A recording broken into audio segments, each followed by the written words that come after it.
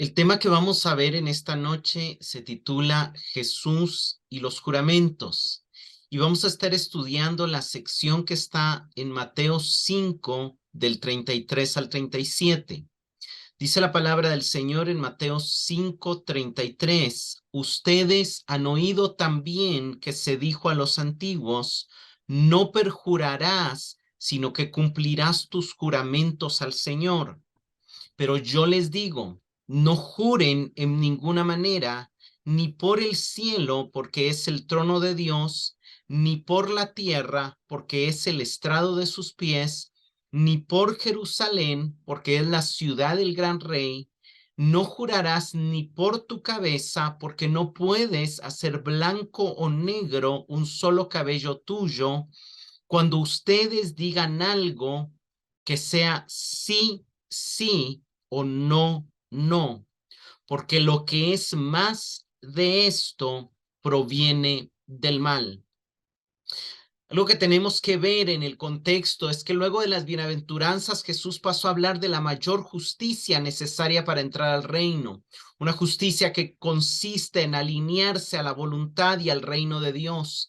Pero luego de afirmar que la justicia de los escribas y los fariseos no es una justicia suficiente para entrar al reino, él pasa a explicar con ejemplos por qué esa justicia interpretada por los escribas y predicada por los fariseos no es realmente la justicia que Dios esperaba de su pueblo.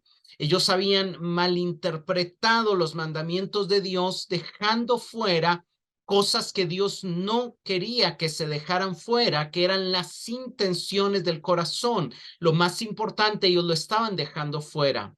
Él pone 6 ejemplos, vimos ya los primeros 3 y vamos a entrar en la segunda triada en esta noche, pero el primer ejemplo que pone es que él muestra que la ira y el orgullo que llevan a alguien a insultar y a humillar a su hermano son suficientes para ser los merecedores del infierno. No se necesita un asesinato real porque ya hay un asesinato potencial cuando se da esta sensación de superioridad, de no respetar la dignidad del otro ser humano, y ya se está quebrantando el mandamiento porque se está olvidando de que el otro porta la imagen de Dios.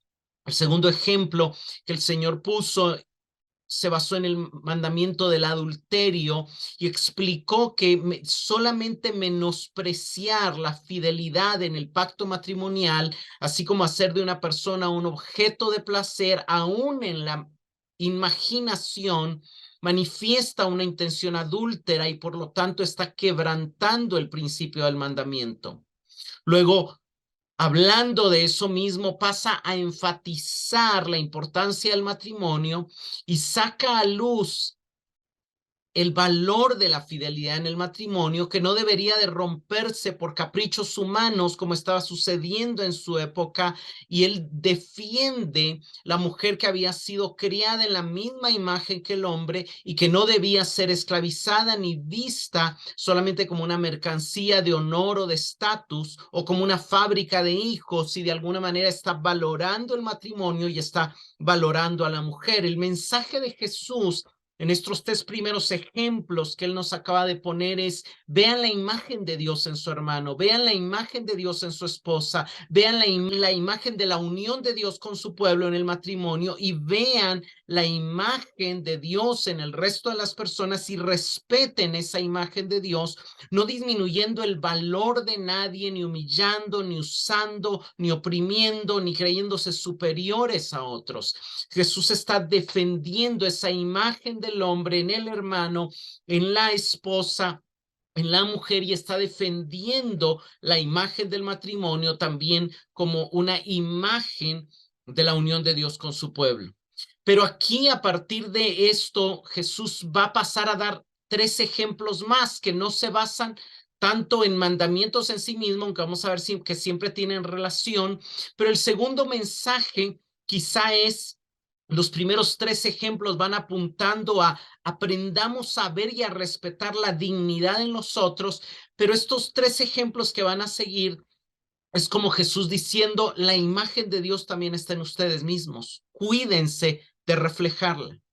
Y el primer llamado que Él nos va a hacer en esta noche es un llamado a la honestidad, un llamado a la veracidad, porque si el Dios que nos dio su imagen es un Dios veraz, la única manera de reflejarlo es siendo nosotros veraces, honestos, sinceros, como Él lo es.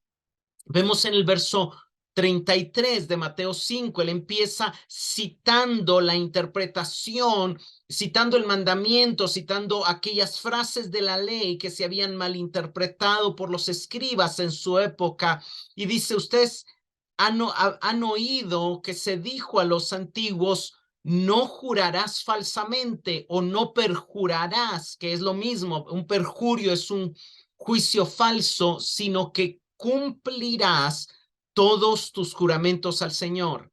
Aquí vemos que en primer lugar Jesús está citando el tercer mandamiento y de alguna manera está citando algunas otras partes de la ley.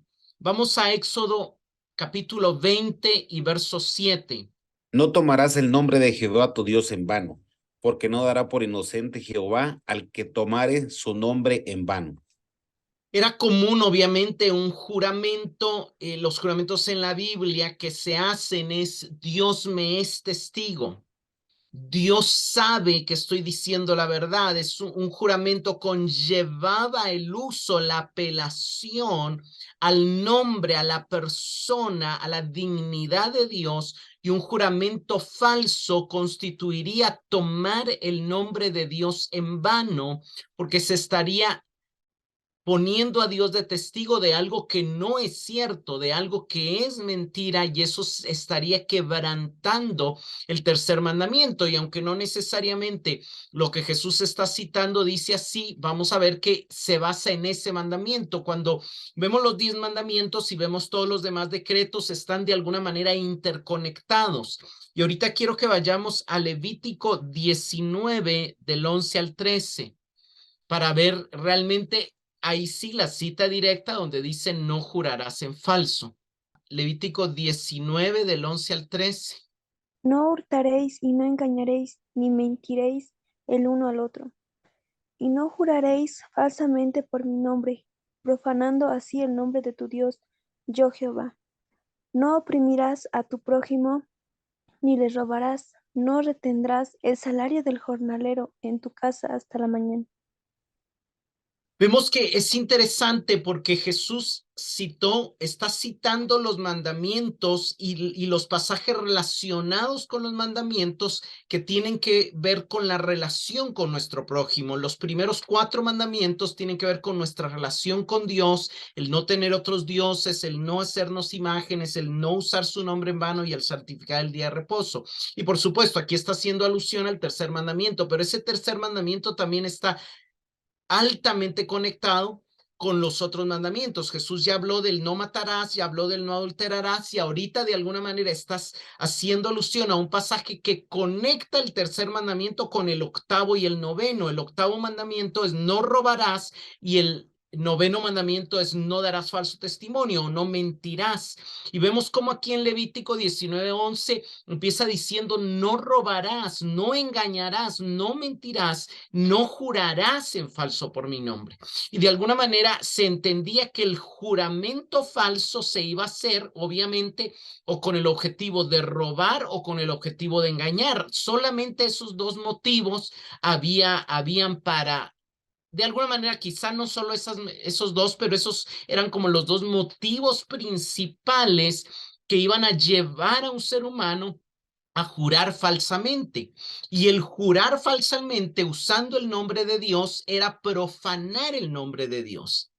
Y luego dice, cumplirás al Señor tus juramentos. Entonces Jesús está citando, no jurarás falsamente de aquí, que vemos que en algunos podrían jurar falsamente para oprimir al prójimo, para robarle o para retener su salario, diciéndole, es que no te puedo pagar ahorita porque no me ha pagado el cliente, por ejemplo, ¿verdad? Y tal vez sí podía pagarle, pero era solamente el objetivo de oprimirlo, de engañarlo, de mantenerlo en necesidad, de decir no para que no falte a trabajar mañana. Esas eran las cosas con las que Dios estaba en contra, porque eso era irrespetar la dignidad humana, la imagen de Dios en el otro ser humano. Entonces vemos que dice, cumplirás al Señor tus juramentos, y eso lo encontramos en Números 32.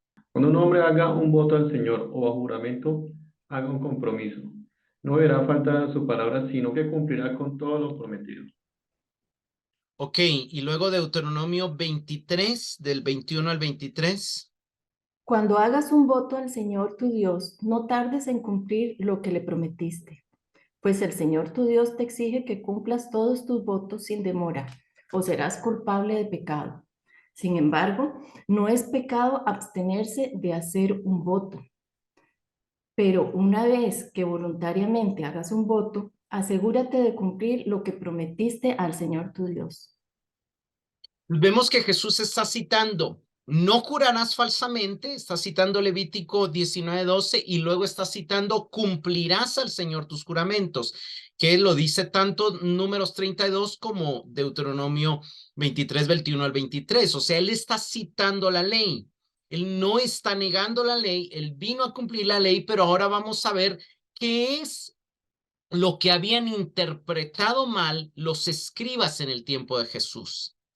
El problema que había en el tiempo de Jesús es que algunos rabinos del primer siglo, con tal de saltarse la ley, enfatizaron que la importancia de decir la verdad a Dios era lo más importante, pero que en algunos momentos estaba permitido mentirle al prójimo. O sea, podía haber una honestidad no tan absoluta en la comunicación con los demás. Entonces lo que hicieron fue inventar una serie de fórmulas para que si el juramento no mencionaba el nombre de Dios, entonces no era tan válido, entonces se podía usar una fórmula de juramento para engañar, pero en realidad se estaba jurando falsamente. El mejor ejemplo lo vemos en Mateo 23, del 16 al 22 en la escritura, y luego vamos a también citar algunas otras cosas que encontramos en la Mishnah, que es el registro de la ley oral que los rabinos enseñaban. Pero vayamos a Mateo 23, del 16 al 22. Hay de vosotros, guías ciegos, que decís, si alguno jura por el templo, no es nada, pero si alguno jura por el oro del templo, es deudor. Insensatos y ciegos, porque ¿cuál es mayor, el oro o el templo que santifica el oro? También decís, si alguno jura por el altar, no es nada, pero si alguno jura por la ofrenda que está sobre él, es deudor. Necios y ciegos, porque ¿cuál es mayor, la ofrenda o el altar que santifica la ofrenda? Pues el que jura por el altar, jura por él y por todo lo que está sobre él. Y el que jura por el templo, jura por él y por lo que lo habita. Y el que jura por el cielo, jura por el trono de Dios y por el que está sentado en él. Pues ellos habían desarrollado un sistema de juramentos en el que las personas podían evitar la obligación de ser honestos a través de fórmulas de juramento cuidadosamente elaboradas. Entonces, si juraban por el oro del templo, tenía que cumplir el juramento, pero si juraban solamente por el templo, entonces estaban libres de no cumplir el juramento. Si juraban, como dice el 18, por la ofrenda del altar, estaban obligados a cumplir el juramento, pero si solamente juraban, juro por el altar, entonces era una manera de jurar falsamente sin que la otra persona se diera cuenta, digamos, había que estar como enterado de cuándo era valioso y cuándo no era valioso para no usarlo falsamente, pero como no todos estaban enterados, sino prácticamente solo ellos, entonces fácilmente podían ellos engañar a otros usando estas fórmulas tan complicadas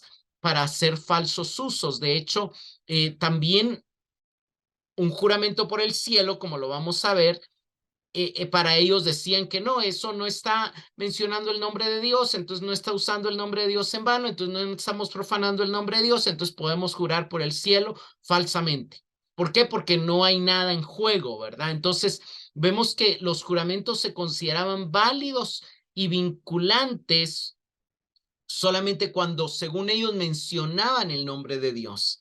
De hecho, ninguna de las fórmulas del juramento que Jesús pone de ejemplo, el cielo, la tierra, Jerusalén y tu cabeza, supuestamente incluía el nombre de Dios o alguna de sus sustituciones. Entonces, como no estaban asociadas a Dios, los escribas y los fariseos decían, podemos jurar falsamente por ellas y no se está tomando en vano el nombre de Dios. Entonces, por ejemplo, estaban hablando con un romano y le juraban, yo juro por el cielo. Pero era una manera de hacerle creer al romano que estaban diciendo la verdad, pero en realidad estaban pensándolo intencionalmente en decir, este juramento no vale porque lo estoy jurando por el cielo.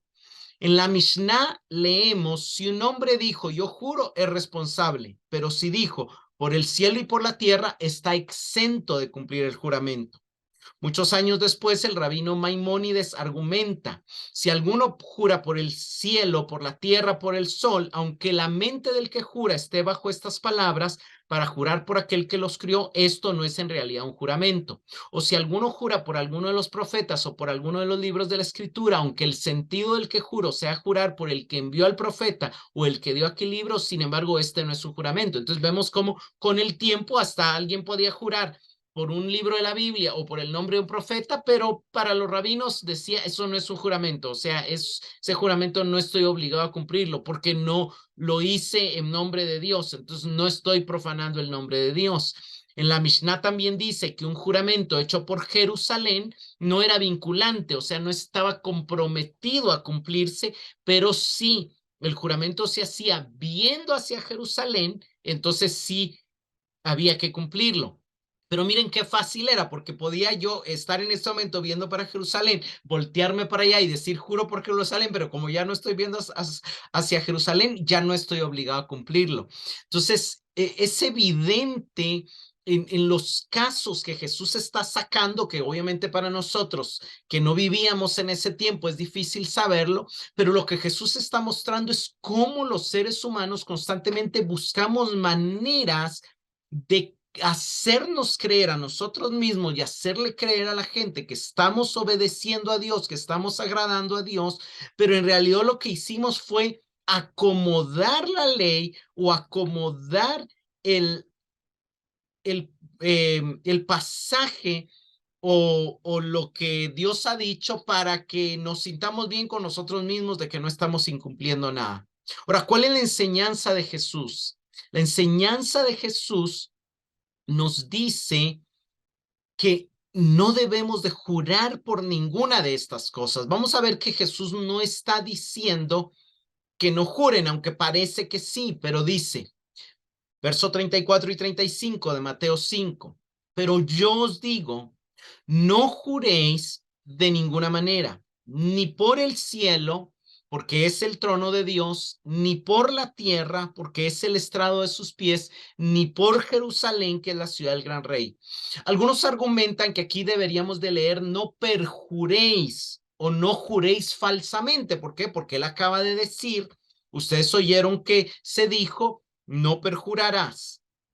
Y entonces aquí lo que Jesús está diciendo es no juren falsamente, o otra opción es decir, no juren por el cielo, por la tierra o por el trono de Dios como una excusa para no cumplirlo. Si van a jurar, juren por el nombre de Dios y asegúrense de cumplirlo.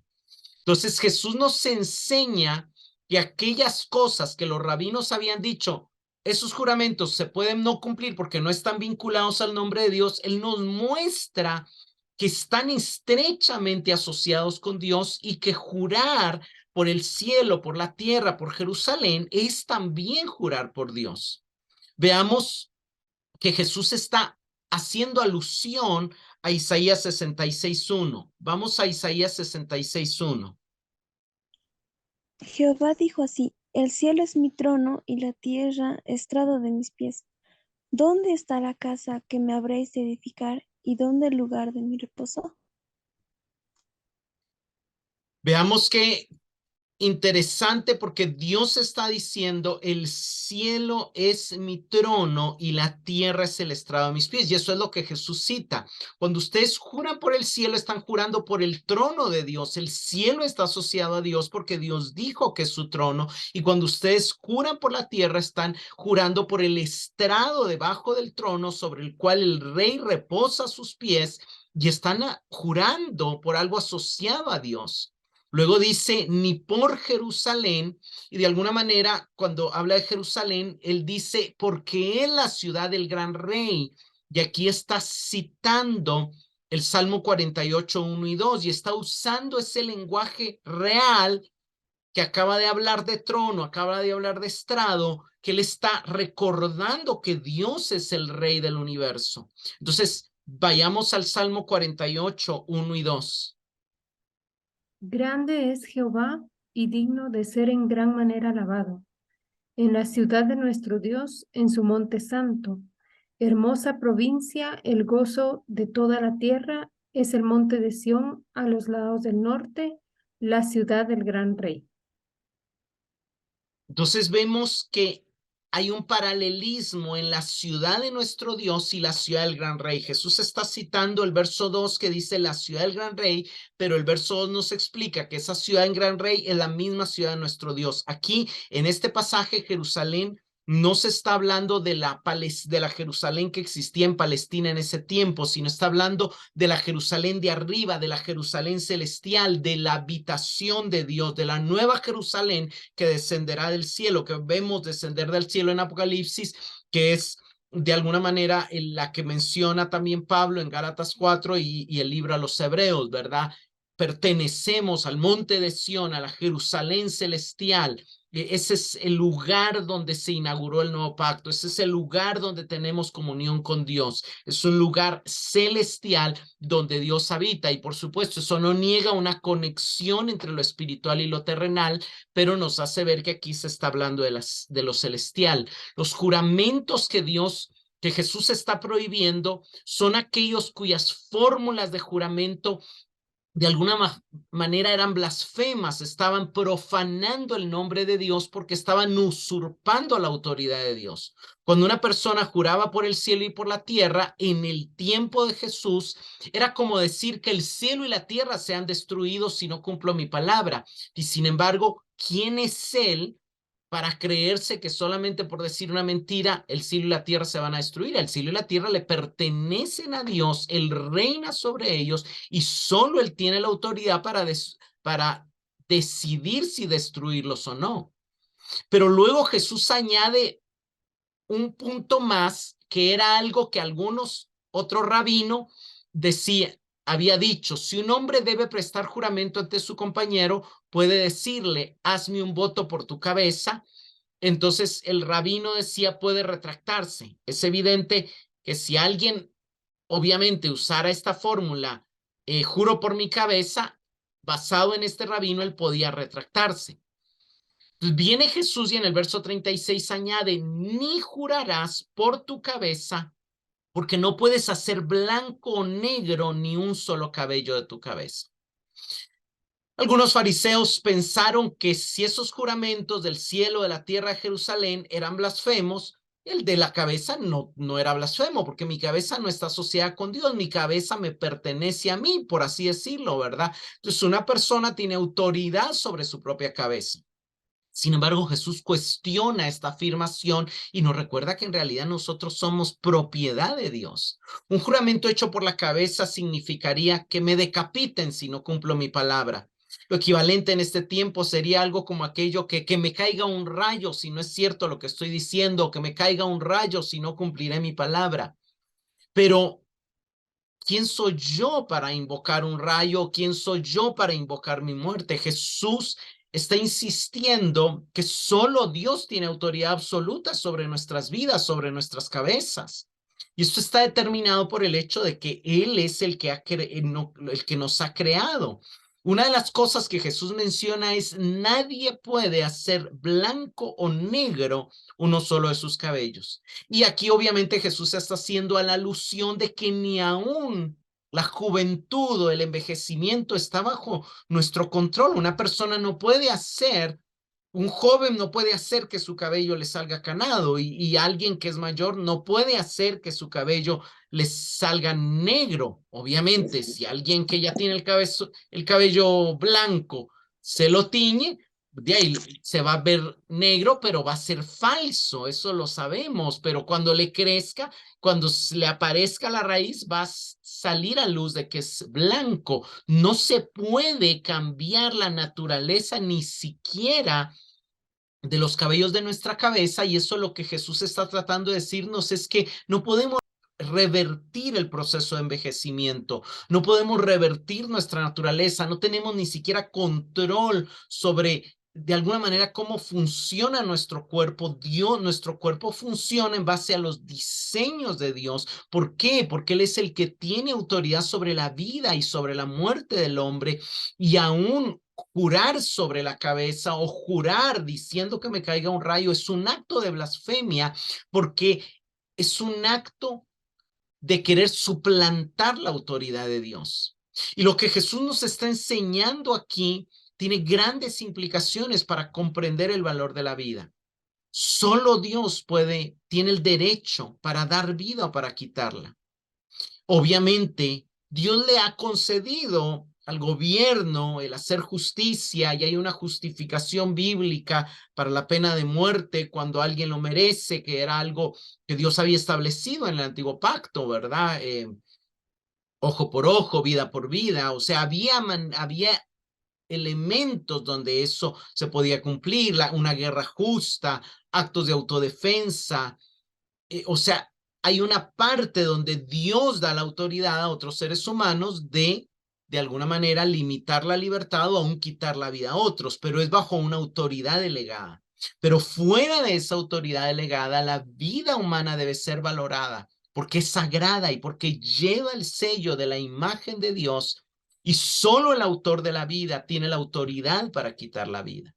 Y este principio debe influir tanto en nuestra visión cristiana del suicidio, del aborto, de la eutanasia. No tenemos derecho a quitar la vida. Ahora, la pregunta que sí tenemos que responder aquí, y que es una de las dudas que surge al leer este pasaje, es: ¿está prohibiendo Jesús todo tipo de juramento? Y el testimonio de la Escritura nos muestra que Él no está prohibiendo los juramentos. Él está prohibiendo ciertos juramentos. Él está prohibiendo los falsos juramentos que constituyen usar el nombre de Dios en vano. Él está prohibiendo ciertos juramentos que constituyen blasfemar el nombre de Dios, porque estamos jurando o de alguna manera se había caído en la práctica de jurar por cosas que podía yo jurar sabiendo que no voy a cumplir y que no me pasa nada, pero no dándome cuenta de que esas cosas por las cuales estaba jurando, el cielo, la tierra, mi cabeza, Jerusalén, en realidad pertenecen a Dios. Y en realidad, jurar por eso sin darle el mismo valor que jurar por el nombre de Dios es blasfemar el nombre de Dios. Si voy a jurar, voy a mejor jurar por el nombre de Dios, pero voy a asegurarme de que estoy jurando porque realmente es verdad lo que estoy diciendo, o porque realmente es verdad lo que voy a hacer. Hay tres razones que podemos ver por los cuales Jesús no está prohibiendo todos los juramentos. Algunos cristianos en cierta época de la historia, los anabautistas, los cuáqueros, ellos tomaron esto muy literal y ellos prohibían todo tipo de juramento. De hecho, ni siquiera podían ir a un tribunal y presentar un juramento por esta razón. Pero realmente no fue lo que Cristo está dando a entender, porque lo que Él está llevándonos es a no tener una visión que niega la soberanía y el reino de Dios. ¿Por qué tres razones Jesús no está negando o prohibiendo todo tipo de juramento? Número uno, porque las fórmulas que Jesús usa aquí son fórmulas que se usaban en el habla ordinaria. No está usando la fórmula empleada en la corte. La fórmula empleada en la corte era diferente, era jugar por el nombre de Dios, y Él no está diciendo no juréis por el nombre de Dios. Él está diciendo no juréis por el cielo, no juréis por la tierra, no juréis por Jerusalén, no juréis por vuestra cabeza. Esas fórmulas no eran las fórmulas de corte, y de alguna manera no las está prohibiendo. Él lo que está prohibiendo es esas fórmulas que se usaban en el habla ordinaria y que se habían caído en la práctica de usarlas para engañar, porque algunos rabinos habían dicho que no eran en realidad juramentos. Vemos que la segunda razón es que Jesús mismo testificó bajo juramento. Vamos a Mateo 26, 63 y 64. Mas Jesús callaba. Entonces el sumo sacerdote le dijo: Te conjuro por el Dios viviente, que nos digas si eres tú el Cristo, el Hijo de Dios. Jesús le dijo, tú lo has dicho, y además os digo que desde ahora veréis al Hijo del Hombre sentado a la diestra del poder de Dios y viniendo en las nubes del cielo. Vemos que Jesús llega al tribunal, llega delante del Sanedrín y el sumo sacerdote le dice, te conjuro o te pido que bajo juramento me digas o nos digas si eres el Cristo, el Hijo del Dios viviente. Y Jesús, como estaba bajo juramento, él dijo, tú mismo lo has dicho. Y de hecho le agregó, y les digo que verán al Hijo del Hombre venir sobre las nubes del cielo. Entonces, él habla bajo juramento. Entonces, ¿cómo él va a prohibir los juramentos y luego va a hablar bajo juramento? O sea, no tiene sentido. Entonces, de ahí entendemos que él no está prohibiendo todo tipo de juramento. Él no está prohibiendo que podamos hablar bajo juramento en una corte. Y por otro lado, también una tercera razón es que fuera de los marcos legales, Jesús y también Pablo a menudo usan fórmulas especiales para enfatizar la verdad de una declaración. Jesús en varias ocasiones les dijo, de cierto os digo. Eso era una manera de decir, realmente les estoy diciendo la verdad, o como les juro que esto es cierto, que esto es verdadero. Pablo en muchas ocasiones escribe 3 veces en Romanos 1:9, en Filipenses 1:8 y en Primera Tesalonicenses 2:5, dice, Dios me es testigo de que lo que digo. En Romanos 9:1, él dice, verdad digo en Cristo, no miento. Lo dice también en Primera Timoteo 2:7, la misma fórmula. Digo, verdad en Cristo, no miento. En 2 Corintios 1:23, él dice, invoco a Dios por testigo sobre mi alma.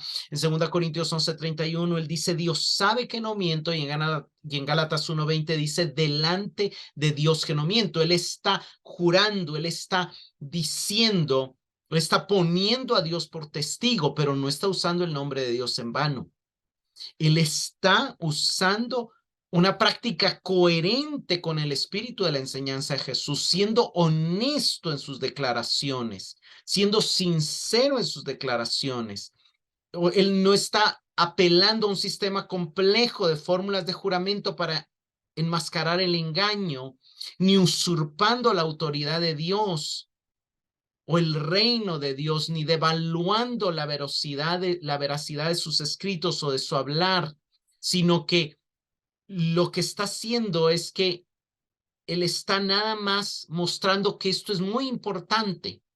Y realmente no todos los juramentos implican deshonestidad cuando se está bajo juramento, y en asuntos muy importantes vemos que Dios mismo jura en la Escritura.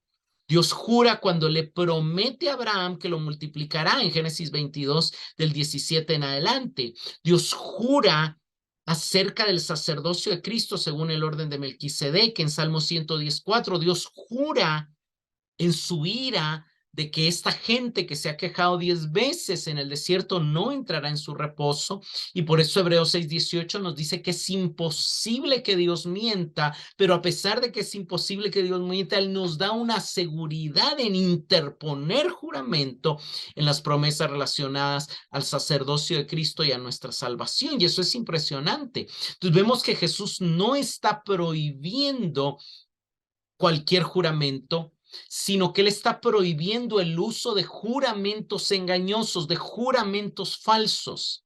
Los juramentos en la corte, los votos matrimoniales, los juramentos de oficio y el uso de otros juramentos en ocasiones solemnes para enfatizar la verdad están bien, o sea, corresponden, se alinean a la enseñanza bíblica, así como a la práctica cristiana de la mayoría de los cristianos de la historia. Ahora, ¿cuál es el punto de Jesús? En el verso 37 de Mateo 5 leemos, antes bien, sea vuestro hablar sí, sí o no, no. Y lo que es más de esto procede del mal. Jesús concluye enseñando que nuestras palabras deben ser consistentes con la verdad. Si decimos sí, es porque sabemos que estamos diciendo la verdad. No deberíamos de decir no cuando tenemos que decir sí, ni deberíamos de decir sí cuando tenemos que decir no.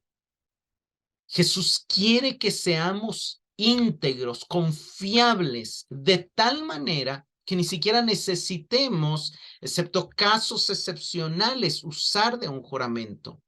De hecho, lo que Jesús está sacando a la luz también es que hacer un juramento puede implicar que alguien se está comprometiendo con un estándar de honestidad más alto de lo que es normal para él. ¿Por qué decimos, no, yo lo juro? Si toda la gente sabe que siempre decimos la verdad, no necesitamos decirlo juro. Si estamos comprometidos con la honestidad de manera constante en nuestro hablar, el juramento se vuelve innecesario. De hecho, algo interesante es que algunos judíos del primer siglo también estaban preocupados por los engañosos abusos de las complejas distinciones entre las fórmulas del juramento. Según Josefo, por ejemplo, los esenios atacaban a los fariseos por esta situación. Los esenios fue la secta a la que perteneció Juan el Bautista y ellos evitaban los juramentos, solo se permitían un juramento, que era el que tomaban al unirse a la secta de los esenios. Pero por lo demás, ellos buscaban ser honestos para que cualquiera podía confiar en la palabra de un esenio, aun cuando él no usara nunca la fórmula de un juramento, pero era más confiable que los fariseos que usaban la fórmula de los juramentos, porque se sabía que lo jugaban para engañar. Otro judío que no necesariamente es ejemplo en todo, pero que obviamente como todos tiene algo bueno y algo malo, en uno de sus escritos escribe: no jurar en absoluto es el mejor camino y el más provechoso para la vida, muy propio de una naturaleza racional a la que se le ha enseñado a decir la verdad, también en cada ocasión que sus palabras se consideran juramentos. Jurar en verdad es solo, como dice la gente, un viaje de segunda categoría, porque el mero hecho de jurar arroja sospechas sobre la honradez y la honestidad de tal hombre. Entonces él está diciendo, o sea, no deberíamos de necesitar los juramentos, porque si siempre decimos la verdad, ¿para qué sirve un juramento? Obviamente vivimos en una sociedad que, como he dicho, los votos matrimoniales y el juramento ante la corte son cosas que están aceptadas por la Biblia y que podemos tomar esos juramentos, pero lo ideal es no usar en nuestro lenguaje común. Aquí quiero que vayamos a Santiago 3, 14 y 15. Pero si te vuelve amargo, celoso, peleador, no te fíes de ella, que eso sería mentira. Esa clase de sabiduría no viene de arriba, sino de la tierra, de tu propio genio y del demonio. Palabra de Dios. Vean, Santiago está diciendo que hay un tipo de sabiduría que te vuelve amargo, que te vuelve arrogante y que te hace mentir. Y esa sabiduría viene de la tierra y del demonio y de tu naturaleza pecaminosa.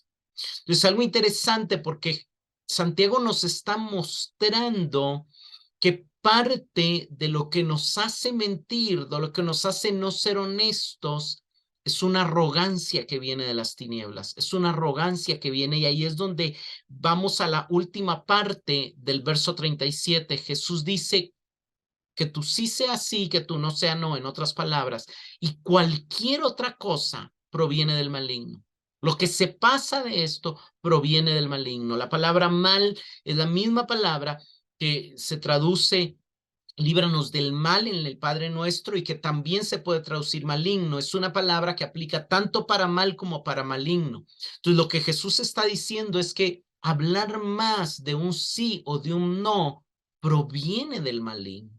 Y cuando de alguna manera es bien interesante porque Santiago aquí está hablando de la sabiduría terrenal, y cuando una persona le da tantas vueltas para decir algo y empieza y adorna y aquí y allá, generalmente es porque no hay verdad, pues porque no hay honestidad en sus palabras, y generalmente es porque su hablar viene de una sabiduría diabólica.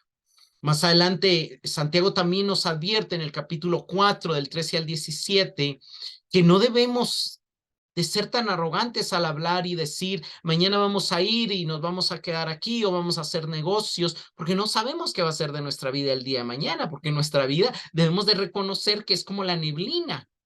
que aparece un rato y luego se esfuma. Deberíamos decir, y yo sé que eso se ha vuelto una práctica común, gracias a Dios, si el Señor quiere, viviremos y haremos esto, aquello. Porque de lo contrario, si no decimos si el Señor quiere, estamos haciendo alarde de nuestros propios planes y semejante jactancia es maligna, dice Santiago. Recuerden que es pecado saber lo que deben hacer y luego no hacerlo. Y más adelante en el capítulo 5, Santiago también dice en el verso 12, hermanos míos, no juren ni por el cielo, ni por la tierra, ni los otros juramentos, sino que su sí sea sí y su no sea no, para que no caigan bajo juicio. Santiago nos está mostrando que cuando nos jactamos, porque sabemos mucho, porque sabemos más que el otro, porque tenemos planificada y bajo control nuestra vida, o cuando necesitamos jurar, en realidad estamos actuando de parte del maligno. Estamos actuando influenciados por el enemigo, por el mundo, por la naturaleza pecaminosa. Y Santiago está diciendo que hay un juicio sobre nuestras cabezas y que cuando usamos juramentos falsos, solamente estamos acarreando juicios sobre nuestras cabezas. Hermanos, tenemos que cuidarnos del orgullo, de la arrogancia que produce celos, que produce ambición y que produce mentira. Lo que Jesús nos está recordando en estos pasajes es que somos imagen y semejanza de Dios y debemos reflejar su imagen en nosotros, siendo veraces como Él es. ¿Por qué? Porque el que es mentiroso es el diablo. El diablo es mentiroso y padre de mentira, nos dice Jesús en Juan 8:44. Y cuando alguien miente, está actuando conforme a la naturaleza del diablo. Si nosotros estamos acostumbrados a mentir, debemos de reconocer que lo que estamos haciendo es alinearnos a la naturaleza del diablo y no a la de Dios. Que cada vez que mentimos, cada vez que decimos algo, tenemos dos opciones: obedecer a Dios o obedecer al diablo. Nosotros creemos que somos libres de decir lo que se nos dé la gana y de decirlo como se nos dé la gana. No, no, no, no, no. Cuando tú dices algo, si lo dices desde la mentira, en realidad no estás siendo libre, estás siendo esclavo del diablo. Y cuando tú dices algo, si los dices con honestidad y con verdad, estás actuando como hijo de Dios, estás actuando en obediencia a Dios. Cualquier otra cosa que no sea que tú sí seas sí, que tú no seas no, proviene del maligno. El darle vueltas a las cosas, el hacer juramentos, el mentir. De hecho, es algo que se repite en Efesios 4:25. Pablo dice, dejen la falsedad y hablen verdad cada uno con su prójimo, porque somos miembros los unos de los otros. En Colosenses 3:9 dice, no mientan los unos a los otros, porque ya han desechado al viejo hombre con sus malos hábitos. Eso era parte de una naturaleza que ya no somos. Eso era parte de algo que ya no somos llamados a ser. Y es algo interesante porque Apocalipsis, cuando habla de la muerte segunda y del juicio eterno, Apocalipsis 21:8 dice, pero los cobardes, incrédulos, abominables, asesinos, inmorales, hechiceros, idólatras y todos los mentirosos tendrán su herencia en el lago que arde con fuego y azufre, que es la muerte segunda. Cualquiera diría que la mentira no es tan importante, pero aquí vemos que es tan seria como la incredulidad, como la cobardía, como las abominaciones, como los asesinatos, como las inmoralidades, como las hechicerías y como las idolatrías. Es sumamente seria. Y Apocalipsis 22:14-15 dice, bienaventurados los que lavan sus ropas para tener derecho al árbol de la vida y para entrar por las puertas de la ciudad. Afuera están los perros, los hechiceros, los inmorales, los asesinos, los idólatras y todo el que ama y practica la mentira. Es interesante que habla de la ciudad y de los que no entran en la ciudad. Y resalta que no van a entrar a la ciudad los que aman y practican la mentira. Y nuevamente la pone en un lugar muy serio, tan serio como la hechicería, como la inmoralidad, como los asesinatos y como la idolatría. La mentira no es algo sin importancia. No hay mentira blanca, no hay mentira piadosa. Hermanos, somos hechos a imagen y semejanza de Dios y uno de los llamados que tenemos es mostrar su imagen, es dar a conocer a Dios, es conocer a Dios para darlo a conocer. Y si damos a conocer a Dios, lo vamos a dar a conocer siendo veraces, siendo honestos, siendo fieles a los compromisos que hacemos. ¿Por qué? Porque el Dios al cual servimos, honramos y que nos salvó es fiel a sus juramentos. Fuimos salvos porque Cristo dijo que había venido para salvar y lo hizo, y fue veraz y lo cumplió. Y nos mantenemos firmes porque Él dijo que la obra que Él haría la terminará. Pero nosotros debemos estar cuidando el imitarlo a Él.